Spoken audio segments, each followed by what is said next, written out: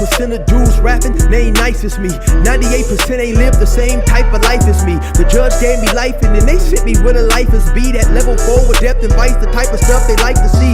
Two choices, fight or flee. I refuse to die a chump. I never been a mark, but damn, it's scary when that riot jump. I seen dudes cry, get pumped, and some sexually brutalized. Knew a dude who lost his life and he was only doing 5 year-long racial fights when homie all you do is ride. Lonely days and nights up in a hole causing suicide. From the moment you arrive, you see the Mexican mafia, AB skinheads with big giant swastikas, pro-black philosophers, the BGF, the Kumi, and Muslims who will murk you from the nation to the Sunni. That MS was loony, quick to ride up on they rival. Even Christians went to church, hide knives up in a Bible. Political and tribal, the Crips and Damus, the Long Beach, the Hubs and the Dubs and the Grooves, the IE, the Bakersfield, the Dago Pyrus, the Hustlers quick to roll, the gangsters gon' move, whatever clique you choose. So when you first got sent to prison, what prison did they send you to? They sent me to High Desert State Prison. And so when you arrived up there, what was going on at the time? Blacks and the whites had been on into a riot, and they have been on lockdown for maybe like a year or something. And so when I went in there, like they was letting me know basically like whenever we come up, like we into it with the white boys, you know. So be ready, you know. And so I was gonna say, so at 18 years old, you arrive at a notorious level 4 in the middle of a war between the blacks and the whites. How did that affect you, like knowing that you've arrived and the dude has told you this, man? So whenever we do come off, and the prison has been on lockdown for a year already. So how did that affect you, you know, mentally, knowing like, dang, man, when I come out, I may have to pick up a knife and try to stab somebody? I mean, to be honest with you, it sounds I'm probably, you know, but I was ready to prove myself to these people that I was willing to take somebody's life, that I wasn't to be played with. You know what I mean? Right. And so that was going to be my moment to get my respect on the yard, you know, in my mind. So I was ready. I was preparing myself to do what I needed to do to survive in a world like this. And do you remember who was your cellie at the time? Your first cellie when you got there? Yeah, his name was Pookie from Palm and Oak. We both was off the bus together, so we both didn't have nothing in the cell, you know. So people was coming to our door, dude from Fresno, one from Compton, giving us stuff, you know what I mean, asking where we was from, and trying to make sure we was straight, and, you know what I mean, all these things and stuff. But I didn't know none of these people, so I wasn't trying to get familiar with none of them, you know what I mean, like that, because I heard about prison movies, you know what I mean? Right. And so I wasn't trying to, like, you know, I was standoffish. But that Pookie was my first cellie. Now, was he a first termer to prison too, or had he had a little prison experience? I'm asking, was he able to give you to help you with, you know, to understand and learn prison a little bit better? Because by you coming to your first prison and it being a lockdown, I'm assuming that it was much harder for you to be, you know, schooled to the do's and don'ts of prison, especially if you're in the cell with someone who just got there for the first time also. Yeah, so I don't think he ever been to prison before, right? And so he wasn't the one. He didn't school me on anything. We just played dominoes and cards all day, and we talked about street stuff. He talked about his family, you know, and stuff like that. He was really more a family person. He got caught up in some mess, and he really wasn't like, you know, like that, you know. But he was a good dude. And but when I didn't really get schooled. I got schooled by some dude that wasn't a gang member, and I don't remember his name, but he was black, and he was telling me the words I shouldn't use, that other gang members might get offended and stuff like that, but I didn't know. Right. You know what I mean? And so. And just real quick, let me interject briefly for those out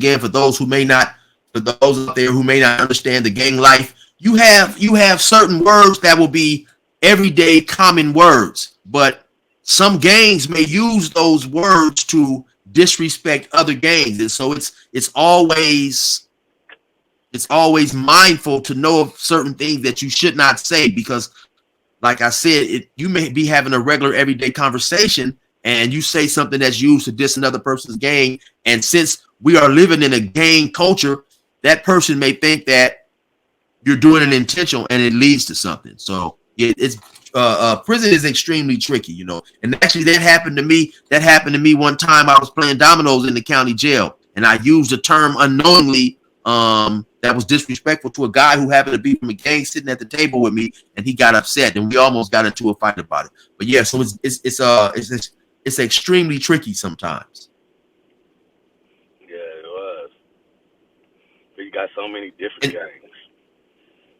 But then I started learning. So I was hanging out with guys that was like my age or older. Well, there wasn't nobody really my age on the yard at the time. Cause I was 18 and everybody that was older was probably 19 or 20 or 21. So I'm hanging out with them. Then there was another person that he had came. He was older than me. I mean younger than me. He was the first. He was only he was 16, and he was on the main line. And at this time, they were trying to figure out because they was having a lot of youth coming to prison on the 4 yards, and he was too young to be around adults like this. And so what they had to do was send him. They locked him in his cell. They took his cellie from him, which he was cool with. They took him. Then they locked him in his cell. Then they shipped you to another prison where they had youth there in Tehachapi. They sent him to Tehachapi until he turned 18, and then he could come back to regular prison like that. Right. And so did they eventually let you guys off lockdown as the blacks and the whites, and how did that go? Yeah, they eventually let us off lockdown. Maybe they've been there maybe like a whole year on lockdown myself. And what they did, but they let 5 people off at a time until the whole yard was let out. Everybody was going to the store, so I guess it was a ceasefire. I guess so everybody went to the store. So everybody went to the store, and instead of the whites taking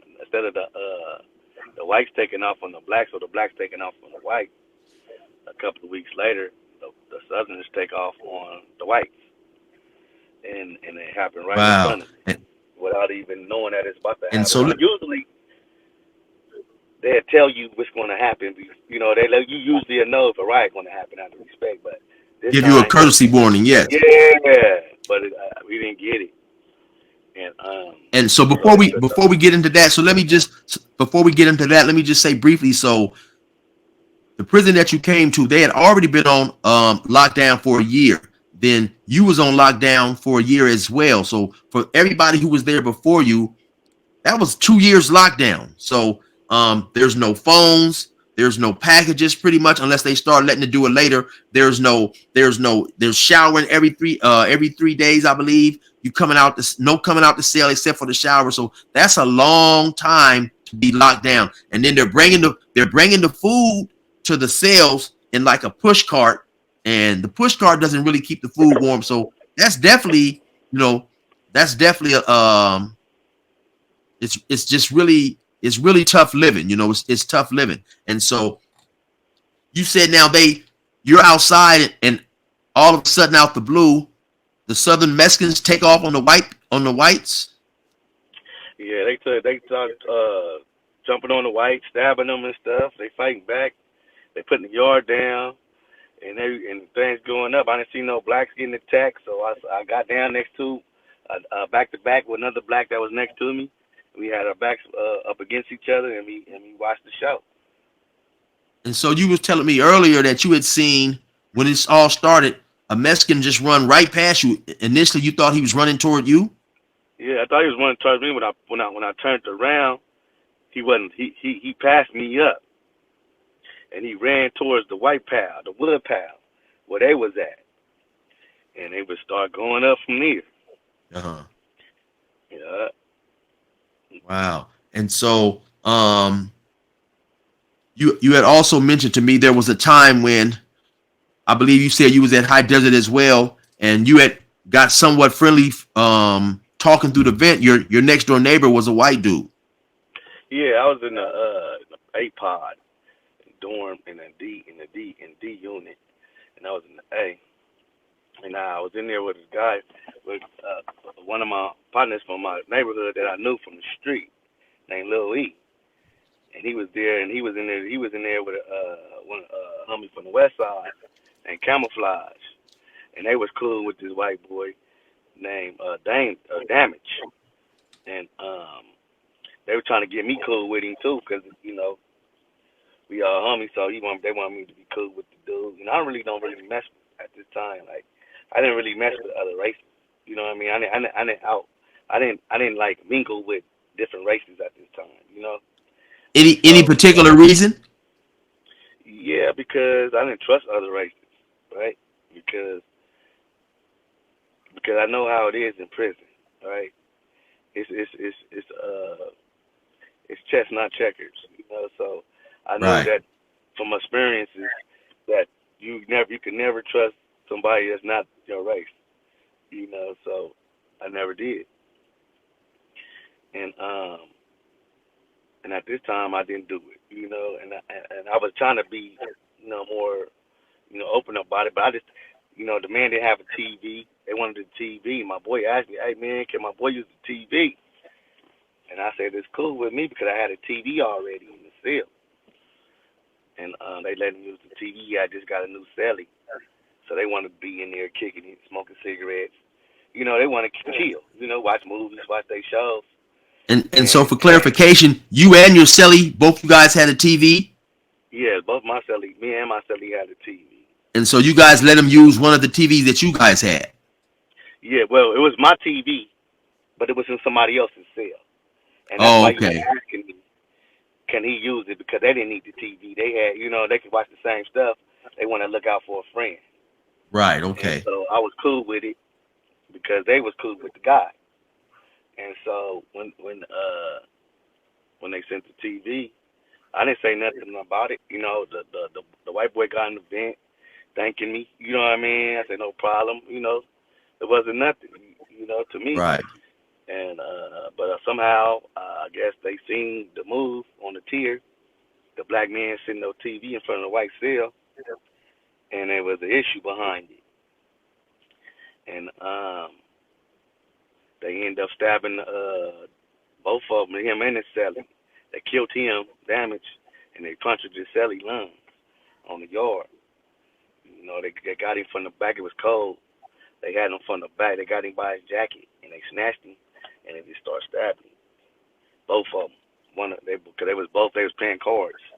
So one was at that end, and one was at that end, and they got them both at the same time. And so of course, when you say they, you're talking about other white convicts stabbed, damaged, and his celly.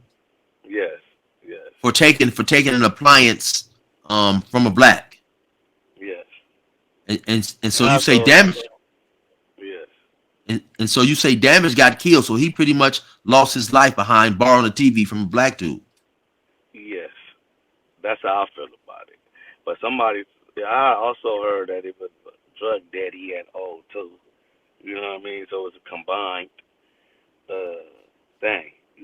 So. Right. And so let me ask you this: did anybody black that was there have any problems with you or your celly for letting another race use your TV, especially a race that you guys had not so, or where you guys had just recently been in a war with? No. And so,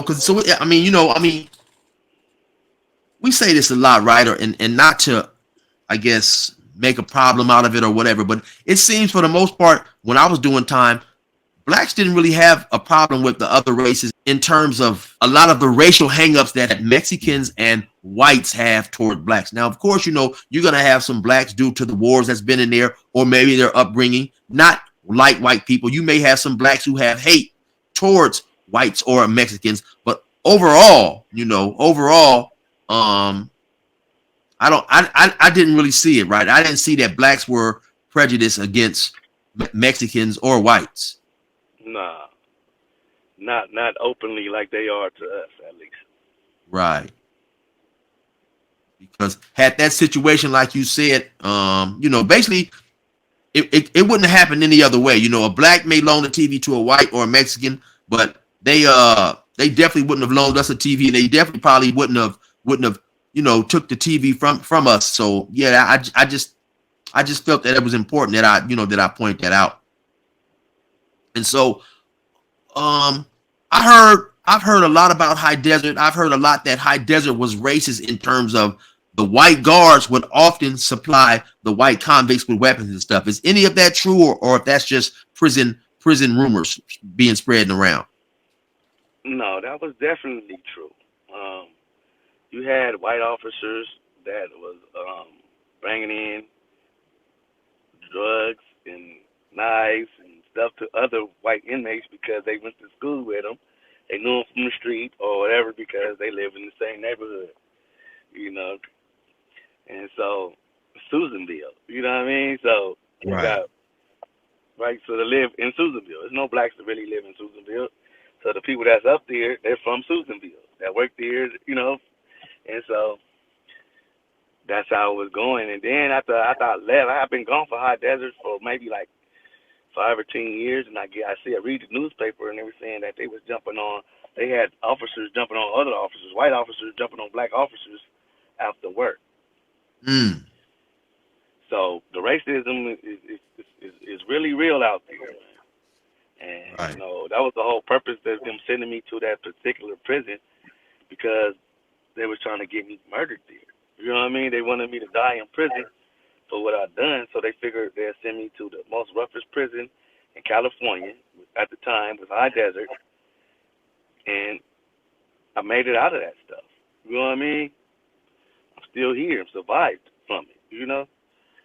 Most definitely.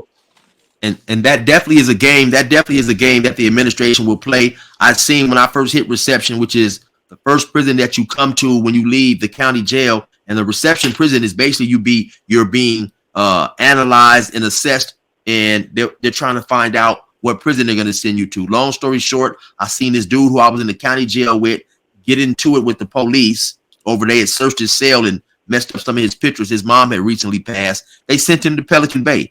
But everybody who went to classification around the time he went had got sent to Salinas, except for him. So those are definitely games that the administration plays sometimes. If they have a dislike about a certain convict, they do these type of things. And that was going to be my next question. Do you feel that due to your crime, which was attempted murder of basically a law enforcement official, were you threatened? Were you treated different by some of the staff in some of these prisons? I would have to say yes. When I first enter any prison, and you go through the sitting down with the lieutenants, the captains, I get threatened right there. They threaten me right off the top. They telling me if I do this, if I do that, we're gonna do this to you. Straight up. You know what I mean? Right. And I don't say nothing about it, because what can I say? I just listen, and I do what I need to do accordingly. You know what I mean? Right. And so that's what every prison that I went to, from starting at High Desert, they threatened me there. They said I was supposed to start off at a 270, but they sent me to the 180 instead. You know what I mean? Right. And so I was too bad for the 180. I got kicked off the 180, man. That's how bad I was in prison. You know what I mean? They kicked me off the 180 and sent me to the 270, and after about a year on 180, and then I get into some stuff over there, fighting over there. You know what I mean? And so I'm just young and wild, trying to find my way. I'm a freshly 18, 19 years old. My first couple of years in prison was trying to figure out me. You feel me? And establish myself and my name in this new world that I'm trying to live in. Right. And so, how long did you eventually end up staying at High Desert? I stayed there for 10 years, from 1998 to 2008. Right. So 10 years straight on the level 4. Yes, sir. And did High Desert turn out to be an extremely violent prison? Oh yeah, it was extremely violent. They had the police take off the Crips. The Crips took off on the police up there. Like 60 Crips took off on the police up there. It was a lot of stuff going on up there. They hated Crips up here. They hate Crips at High Desert. Crips used to always beat the police up. So they used to put us on lockdown. They put us on lockdown for an anniversary. The 1 year anniversary after Crips took off on the police. It was a young year anniversary. They put us on lockdown for 6 months. Come to find out, it was a kite from the police. They found out it was him from his handwriting. He was dropping kites on us to put us on lockdown about something that he was doing on his own. And so, for those who may not understand, a kite is a handwritten note, sometimes slipped into the mailbox or placed under a police's door or wherever. And you know, it may say, hey, the blacks are getting ready to take off on the police. And since they don't know where it's coming from, it's more like an anonymous warning. They'll lock the blacks down. They may lock the Crips down and stuff like this. And so you said, come to find out, it was an officer dropping kites? Yes. To intentionally have the blacks locked down, huh? We was locked down for 6 months for a kite he produced, saying that the blacks was going to take off on the police for the anniversary of last year's stuff. But it wasn't true. And do you remember if at all why the Crips ended up getting into it with the police and taking off on the police and fighting them and whatever? Yeah, so there was one incident. It was a guy from Hoover Crip. He was disciplining one of his homeboys he was a snitch. So they had produced paperwork on him. And he knew this guy. And me and him went to school together, me and this dude from Hoover. I can't remember his name right now. It's been so long. But he was telling me, man, I know this used to be my boy, and I got to handle him, you know, since this was his partner. And so when he get to the yard, he did exactly what he said he was gonna do. He jumped on the dude that the paperwork was on by himself. He ended up beating the dude up. While he beating the dude up, the police coming because he on top of him trying to hit him with the batons. And so when he hit him with the baton, they hitting the nigga all in his head and his back, you know, like some slave shit. So we wasn't for this to sit there and watch these police beat this black man like that. And right. So people got showing his support, you know. And so once they did that, they stopped it and, you know, got the dude up and, you know, sent people to the hole, shit like that. And so I ended up going to another yard because, like I said, I was fucking up on that yard. They sending me to the 270. And that next day, that's when it happened, when the Crips took off on the police, because that's what the police be doing. They be abusing inmates. Right. So we were sticking up for us. They basically were sticking up for their stuff. And so, after you done the 10 years at High Desert and you was transferred, when did it dawn on you, you know, that, hey, I may need to try to get my life in order and try to start doing some things to prepare for my potential release? When I went to CMC East, it was a different environment. It wasn't like High Desert. You know, High Desert was different. You know, High Desert was disciplined. It was like in the Army. You know what I mean? You gonna listen. If you don't listen, you gonna get DP. Plain and simple. But at CMC, it was more like the street. You know what I mean? It was wide open. You could go to different people's cell. You can go to somebody else's building. You know, you could do stuff you could never ever do. It was no rules there. It wasn't no where blacks is over here and whites is over there. You know, it wasn't no color barrier. You know, you could be in the cell with another race. Everything, it was like a bizarro world there. You got people playing football with other races, basketball with other races, baseball with other races. You know what I mean? That stuff don't go on nowhere else. You know, so I wasn't used to that. They playing tennis over here. They ain't got no damn tennis court on no never 4 yard. You feel me? So all this stuff is different for me. So I'm like, man, I don't want to be here because it was so different for me. You know what I Right. mean? Because I didn't feel like I fit in because this is what I was used to. I'm used to having structure. I'm used to being Crips over here, Bloods over here, Northerners over here. I'm used to that. You know what I mean? You can't Right. come over here unless we tell you it was cool. But then I come over here, it's none of those rules, right? And so it was different. And I don't know. But what made me change, to get to your question, was when I seen a lifer. He did 19 years. This is somebody I was on the yard with, exercise with him, talked to him. Somebody I knew. You know what I mean? In the building. He went to the board and got found suitable. Never in my life, I had never, ever, ever, ever, ever seen somebody that was a lifer get found suitable. You know what I mean? Especially somebody I knew. I might have heard of it from another prison, or you know what I mean, some shit from a long time ago. But it was nothing. This was somebody I knew, and he only did 19 years off a life sentence. You know, turning point. Like, man, maybe I could take advantage of this prison instead of badmouth, and then maybe take advantage of it. So what I did was took advantage of that groups that they had there. And I was going to say real quickly, for those not familiar with the prison terminology, in California, when you go to the board and they basically give you a parole date, they call it finding you suitable for parole. So what he was saying was, because at the time when I came in, even if you had life with the possibility of parole, the governor has the final say. So if you go to the parole board and they find you suitable, the governor can then reverse that suitability finding. And that's what they had been doing for many, many, many years. So coming to a prison now, suddenly seeing a person with life being found suitable and actually going home was inspirational to him. You know, you'd have some, I'm sure you ran across some dudes with 17 to life or 15 to life and had been in there 25, 30 years, 35, 40 years. And so to finally see somebody only do 19 years and go to the board his first time and be found suitable, that was unheard of. That was instrumental when you deciding, okay, well, if this dude went home, maybe I can go home. Exactly.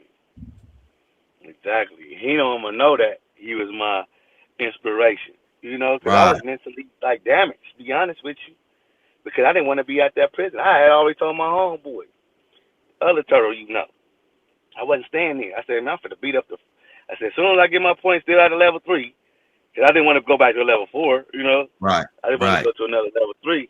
I'm going to beat up somebody and get on, And as soon as I seen that, I was like, oh, hold on. I pump my brakes. You know what I mean? Right. Let me get up out of here. I seen a crack in the daylight, So the only way I could get out was doing the right stuff, like educating myself and going to these groups, understanding people, basically. Understanding myself first. Once I understood myself, then I start understanding people and why they do the things that they do. So it was easy for me to identify things after that. Right. And so how many years did you end up doing before you actually went to the board and was found suitable? I ended up going to the board the first time because the laws changed. It was SB 260. All right. Now, mind you, I'm still supposed to be in prison right now as we speak. This laws changed. It was called SB 260, and it was saying that if your mind wasn't fully developed from the age 14 to 17, because you don't understand the consequences of your actions when your mind is still developing. Right. So that law changed for me, and it gave me the opportunity to go to the board early, and so that's what had happened. And during this time, I have been educating myself from the beginning, like going to school from juvenile hall all the way up to prison. No matter what I did in prison, I always went to school. You know what I mean? I always educated myself, and it worked out for me when it was time for me to go to the board. And then so surprisingly enough, when you did go to the board, the officer who you had attempted to kill came and spoke on your behalf and helped you play the part in you being paroled.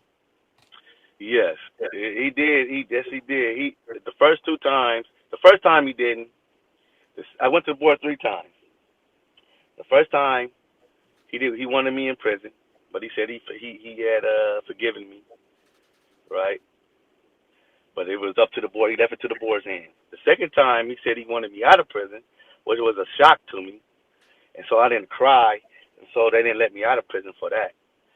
So we ended up doing this documentary during this time. He wanted to meet me, so we did this documentary with Van Jones, and that's how we met. That's how we met. We were gonna meet without the documentary, but the documentary came later. But we had met, and I just wanted to apologize to him for what I done. You know what I mean? Because I was a young kid, you know. So, and I had my own morals and beliefs, and my values and stuff, and I stand on that. You know, so at that time, and so I wanted to let him know who I was, and I apologized for that, and I wanted to be able to move on with myself, you know, in my life. And so when I got that opportunity, I did, and it was a beautiful moment that we had. So the third time, you know, after the documentary was over, I had met his wife and stuff, and she wanted to meet, so we had a documentary. We had a not documentary. We had a actual meeting. Me and her and him. And so the third time I went, they both came to the board and asked them to the board for my suitability. And here I am today. Well, that's definitely an amazing story because you know, I had life myself, and so once they did start letting lifers out, I was, you know, like a lot of the other lifers, very curious in what was going on in other lifers' parole hearings, and I'd ask questions, and it was extremely rare. I can't remember if I heard of a person who was the victim coming to the convict's trial, or excuse me, coming to the convict's parole hearing, saying that they or coming to the convict's parole hearing advocating for a person's release, you know. And so yeah, that's extremely rare. I do remember one situation, a homeboy of mine who he killed the mother of his girlfriend, and later on the girlfriend years later wrote and asked that he be released as well. But your story is extremely unique, man, and so I think it's also commendable how you mentioned that you wanted to apologize to him, that obviously you had reversed the way that you was thinking. You put a lot of, I guess, effort and time into realizing that your lifestyle was wrong and your thought process was wrong, and so you wanted to apologize to that dude. And I think that's just very commendable, because a lot of times they'll hear, you know, they'll hear let's just say the juicy part of the story, which was, you know, you getting into it with the officer, you shooting him and stuff like that. But they're not so much sometimes interested in the man you become after doing all that time. So I think, you know, Jason, I think that's extremely commendable, man. And you mentioned that you guys have a movie and maybe something about a book or something. So is it any of that stuff that you would like to mention to let people know to where to go watch these things, or where to find your book, or anything that you feel that you want to put before this audience? Yeah. So the shirt this shirt I got on. It's my brand, and it's the symbol right here. It's the world. This is you. Yeah. These openings is your opportunity to walk away from any situation. And so that's what Don't Do It come from. Don't do it. Okay. You always got the opportunity to walk away. So I got a website. It's don'tdoitca.com, where you can order clothes at. And also my book is on Amazon. You go to Jason Samuel, Don't Do It, and look up under books, and you'll see my name. And my book is the first one you'll see. And they have my symbol. You'll see this. Basically, you'll see this symbol right there. And it talks a little bit about my upbringing and some of the stuff I've been through growing up in Bakersfield, California, Right. being a gang member, and getting out of that growing basic as a person, Okay. seeing the Right. world as it is and not how the people, everybody else think it should be. You know, I see the world in my own eyes. You know, so yeah, I think people will really be interested in the book, and They love the clothes. I got a lot of good clothes.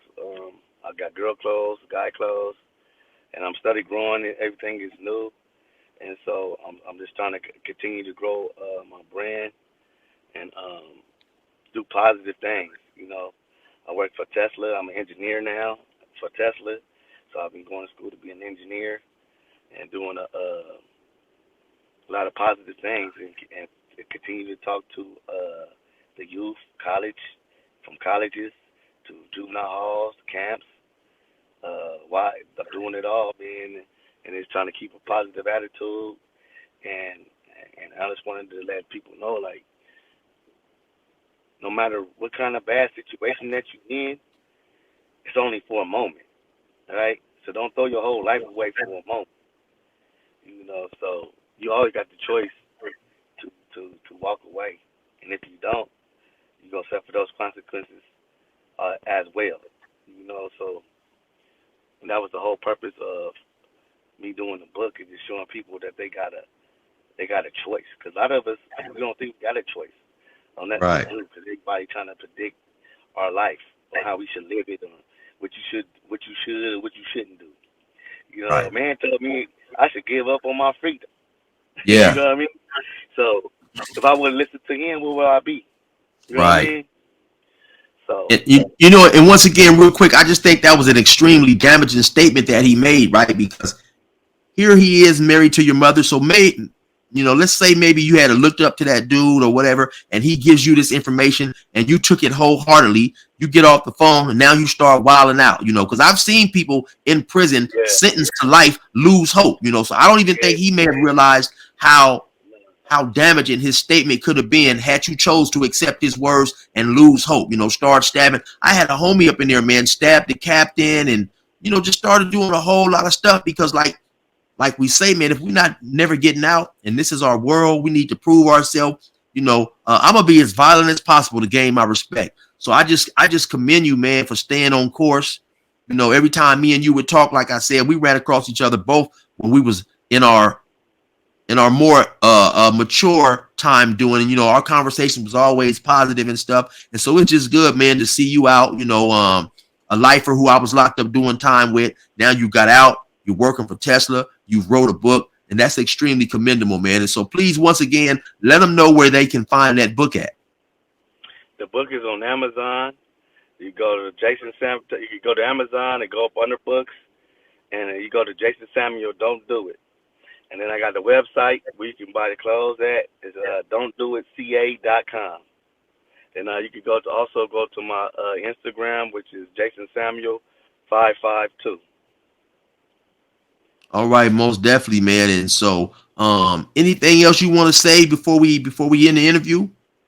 Yeah, I wanted to say I remember when we was at San Quentin that how you used to win all the rap contests. Oh, not saying Quentin. You talking about CMC CMC, East? right? CMC East. Yeah. My boy Chill was the man up there on that rap shit. I don't know. Nobody was messing with Chill up there on that rap though. I'm Hey, talking thank about, they you. had youngsters, they had old people. They wanted that bag of groceries. And it was a whole bag of stuff, like at least $200 worth of stuff that the man had to give away for this rap concert, this rap battle. And Chill won every time. I don't and, care who was rapping, from what city, from what state. Chill was that motherfucker. hey, most definitely. And real quick too, shout out to Pup from Grape Street, man, because Pup, and I heard that he's out now. Pup I would be got the his one number. who would put these contests together, and just Oh, out of the kindness of his heart, he'd supply all the things that was the winnings, and, you know, just on some unification type stuff, man. So, you know, yeah, from he time was. to time we see a lot of beautiful things going on in prison. And now that you bring that up, I remember the first time that I went over there. I don't think a lot of people knew that I rap. You know, I got this old square look with the Yeah, glasses, no. and I went over Got a there big and glass. I just grabbed the bag. He said, "Hey, man, what you doing?" I said, "Oh, man, this is me." He's like, "No, man, you got to rap first." I'm like, "Man, these suckers can't mess with me, man. This my bag." He's like, "Okay, well, I don't know about that, but you better put that damn bag down." Hey, and I know you see me out there getting my tennis on, Hell my yeah. awesome trash, huh? Hell yeah. Yeah, when you mentioned that earlier, people was playing tennis. I say, I know I'm one of them cats you seen. My boy KG used to call me Arthur Trash. And to me, it's a beautiful thing, you know, to think that maybe 10, 15 years ago, we all was locked up together, walking the track, didn't know when the hell we was going to get out. You know, me, Turtle, you, we had life. KG had life. So many, Pup had life. So many of us was walking that yard, man, not knowing if we'd ever get out, because some of us hoped to get out, but we didn't know. We didn't know what the future was going to hold. You know what I'm saying? And now we're out. We're living. We're having fun. We're enjoying ourselves, man. It's definitely a beautiful thing. Now looking back on that life, I don't even realize, homie, how we was in them cells. I'll see a picture of a cell, and I'll be like, man, how the hell did I survive in that cell? How did I do all that time? You know, some of these yards that we was on was extremely treacherous. You know, a lot of violence going on and stuff. So it's just like, to me, I feel, homie, I feel connected in a deeper way to everybody that we done time with, you know, because we made it through that, homie. You know, that was some tough times going on. You know what I'm saying? And so for us to be able to survive and come home and have a lot of our mental faculties still in place, it's definitely a blessing and phenomenal, man. So of course, anytime I can do anything to help an individual, whether he's black, white, Hispanic, or whatever, man, Mexican, you know, to try to further his position in this free world, I'm 100% with it, man. So, hey, I appreciate you for coming on here, sharing your story. It's an interesting story. I have a feeling they'll probably want you back. So hopefully, you know, if we get the opportunity again, we can hook up and run another interview, man, and stay blessed out there. Man, I appreciate it, man. And I appreciate the opportunity to have with you, brother. And good to see you again, man. Yes, sir, homie. And stay, you stay free. And I'll tap in with you later. For sure, man. You too. I resume normal program.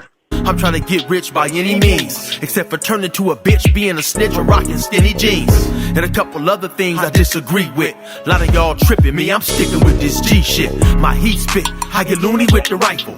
Riding by myself like I'm on a unicycle. I'm bad like Michael, no Randy, no Tito. I never been a bitch and I can put that on me though. First nigga trip, I'm on his ass like a Speedo. My 4-5 clap, then it's a rap, burrito. I leave you in a fetal position, I spark fast. I'm just trying to get green like the east side park grass. And the march don't ask if I might clap.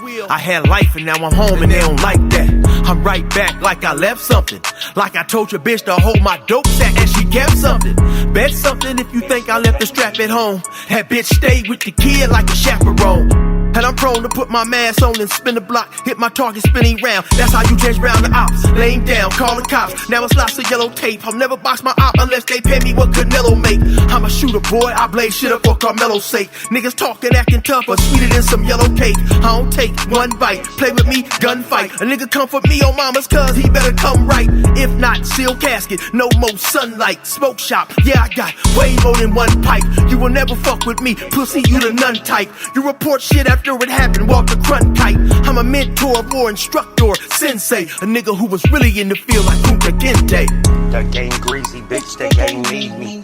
Oh, you niggas don't know my name. That game greasy, bitch, that game need me. I'm out here doing my thing. That game greasy, bitch, that game need me. I swerve in my own lane. That game greasy, bitch, that game need me. Nigga, name shit gonna change.